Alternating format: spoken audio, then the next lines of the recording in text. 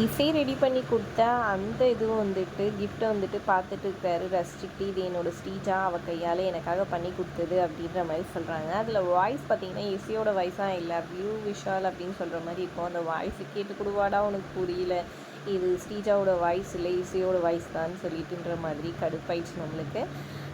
இது அவங்களே செஞ்சாங்களா? ஆமாம், யாரே தான் கையில் செஞ்சு கொடுத்தா அப்படின்ற மாதிரி சொல்கிறாங்க. சரி சரி அப்படின்ட்டு நம்ம இசை வந்து கடுப்பாக்கிட்டு அங்கேருந்து போகிறாங்க. இதை வந்துட்டு இவங்க வந்துட்டு விஷாலோட அத்தை பார்த்துறாங்க. இவனத்துக்கு விஷால் ரூமுக்கு வந்து போகிறாங்க அப்படின்னு யோசிச்சுக்கிட்டே போகிறாங்க.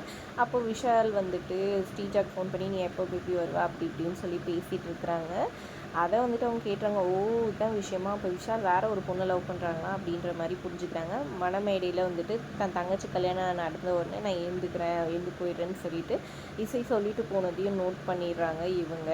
உடனே அதை பானுமதி கிட்ட வத்தி வச்சுறாங்க. பானுமதி அதை வச்சுக்கிட்டு ஸ்ரீஜாவை வர வச்சிடுறாங்க ஒரு பக்கம். இங்கே பார்த்திங்கன்னா மறுநாள் வந்துட்டு பந்தக்கால் நடுற ஃபங்க்ஷனுக்கு எல்லாம் ரெடியாக இருக்காங்க. விஷால் வந்து பச்சை கலர் ஷர்ட் போட்டிருக்கிறத நம்மளோட அவங்க அண்ணன் ராக வந்துட்டு பார்த்து ஃபோட்டோ எடுத்துகிட்டு உடனே வர்ஷினி காமிச்சு இதே கலர் சாரியை வந்துட்டு உங்கள் அக்கா கட்டி விட வை எப்படியாவது அப்படின்ற மாதிரி சொல்கிறாங்க. அவங்க போயிட்டு நேராக வந்துட்டு 2 புடவை எடுத்து வச்சுருப்பாங்க. இசை அந்த 2மே வேணாம், நீ இந்த பச்சை கலர் புடவையை கட்டிக்கோன்னு சொல்லிட்டு பச்சை கலர் எடுத்து கொடுக்குறாங்க. அவங்களுமே விஷால் வாங்கி கொடுத்ததுன்னு சந்தோஷமாக எடுத்து கட்டிக்கிட்டு வராங்க.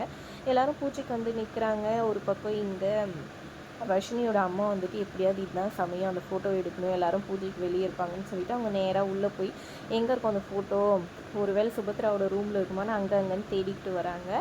அங்கே காணும். அப்போ சாமி ரூமில் தான் வச்சுருப்பாங்கன்னு சொல்லிட்டு சாமி ரூம் போய் தேடுறதுக்காக போகிறாங்க. இங்கே பார்த்திங்கன்னா எல்லாம் ரெடி ஆகிட்டு வந்தோன்னே விஷாலும் வந்துடுறாரு. 2 பேரும் மேட்சிங்காக இருக்கீங்களேன்னு எல்லோரும் கிண்டல் பண்ணி சொல்லிட்டு இருக்காங்க. அப்போ தான் வந்துட்டு ஈஸியே நோட் பண்ணுறாங்க. அப்புறம் நீ எதுக்கு என் கலரில் போட்டிருக்கேன்னு வந்துட்டு விஷால் கேட்க, இது யதார்த்தமாக போட்டேன், எனக்கு வர்ஷினி எடுத்து கொடுத்தா அப்படின்ற மாதிரி சொல்லிடுறாங்க. கல்யாணத்தில் கண்டிப்பாக எழுந்து போய்வேலன்னு கேட்டுருக்காங்க. அதெல்லாம் கண்டிப்பாக பண்ணுவோம். ஒரு வேளை நான் எழுந்து போகாமல் விட்டேன்னா என்ன பண்ணுவீங்க அப்படின்னு சொல்லி கேட்க, இன்னும் விளையாடுறியா அப்படின்ட்டு ஒரு மாதிரி பதறி கேட்குறாரு. அதெல்லாம் ஒன்றும் இல்லை, கண்டிப்பாக எழுந்து பண்ணி நீங்கள் பயப்படாதீங்க அப்படின்னு சொல்லிடுறாங்க. அப்புறம் அந்த கிஃப்டெல்லாம் அவங்க ஆள் தான் செஞ்சு கொடுத்தாங்களான்னு சொல்லி கேட்க, ஆமாம் என்னோடய ஸ்வீட்டாக தான் பண்ணி கொடுத்தான்ற மாதிரி சொல்லிட்டு இருக்காங்க. கரெக்டாக திடீர்னு பூஜை நடக்கிற நேரத்துக்கு வந்துட்டு ஒரு கார் வந்து நிற்கிது. இங்கே ஒரு பக்கம் பார்த்திங்கன்னா இவங்க சுற்றி போய் சாமி கும்பிட்ற மாதிரி இது பண்ணிக்கிட்டு அந்த ஃபோட்டோ எடுத்து இது பண்ணுறதுக்கு வராங்க. அதுக்குள்ளே ஏதோ பூஜை ரூம்லேருந்து எடுத்துன்னு வரணும்னு சொல்லிட்டு இவங்க வந்துடுறாங்க. சுபத்ராவோட நாத்தனார் உள்ளே வராங்க. வந்துட்டு என்ன பண்ணிகிட்ருக்கீங்கன்னு சொல்லி கேட்க, ஒன்றும் இல்லை சாமி கும்பலான்னு வந்து என் பொண்ணுங்களுக்கு இதுவெல்லாம் நல்லா நடக்கணும்னு சொல்லிட்டுன்ற மாதிரி நடிச்சிடறாங்க. தள்ளுங்க அப்படின்னு சொல்லிட்டு எடுத்துகிட்டு வாங்க போகலாம் வெளியே அப்படின்னு கூட்டிகிட்டு போயிடறாங்க. என்னடா இது எடுக்க முடியலன்னு அவங்க வருத்தமாக போகிறாங்க. ஸ்ரீஜா வந்திருக்கிறத பார்த்தாங்க. ஸ்ரீஜா வா ஸ்ரீஜா, அண்ணி இதுதான் வந்துட்டு எங்கள் சொந்தக்கார பொண்ணு, இந்த பொண்ணு வந்துட்டு இங்கே படிக்கிறதுக்காக வந்திருக்கு, அதான் வந்துட்டு நம்ம வீட்டிலே தங்கிக்கிட்டோம், வெளியே எதுக்கு போகணுன்னு சொல்லிட்டு வர சொல்லிட்டேன், உங்களுக்கு ஓகேவான்னு சொல்லி கேட்க அவங்க அத்தையை பார்க்குறாங்க. உடனே அவங்க சரின்னு சொல்லவே சரி ஓகே சம்மதம் தான், இந்த பொண்ணு இங்கேருந்து படிக்கட்டுன்ற மாதிரி சொல்கிறாங்க. அப்புறம் வா நான் எல்லாருக்கும் இன்ட்ரடியூஸ் பண்ணுறேன், ராகவியும் வர்ஷினியும் இது பண்ணி காமிக்கிறாங்க. அடுத்தது வந்துட்டு விஷால் கிட்டே போய் நிற்க விஷால் கிட்டே ஹாயின்னு சொல்லி கை கொடுக்குறாங்க. விஷால் ஷாக்லேயே இருக்கிறாரு இந்த மாதிரி ஸ்ரீஜா வந்துட்டு பார்த்து. அப்புறமா இவங்களுக்கு இசைக்கு வந்துட்டு கை கொடுக்கறதுக்கு வராங்க ஸ்ரீஜா. இசை வந்து அப்படியே இது வணக்கம் மாதிரி சொல்லிடுறாங்க.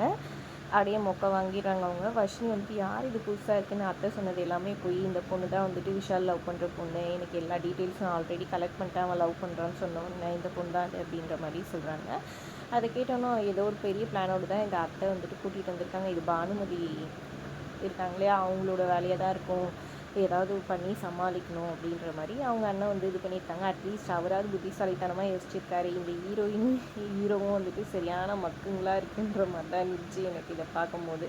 நீங்கள் என்ன நினைக்கிறீங்கன்னு மறக்காமல் கமெண்ட் பண்ணுங்கள். வீடியோ பிடிச்சிருந்தா லைக் பண்ணிக்கோங்க.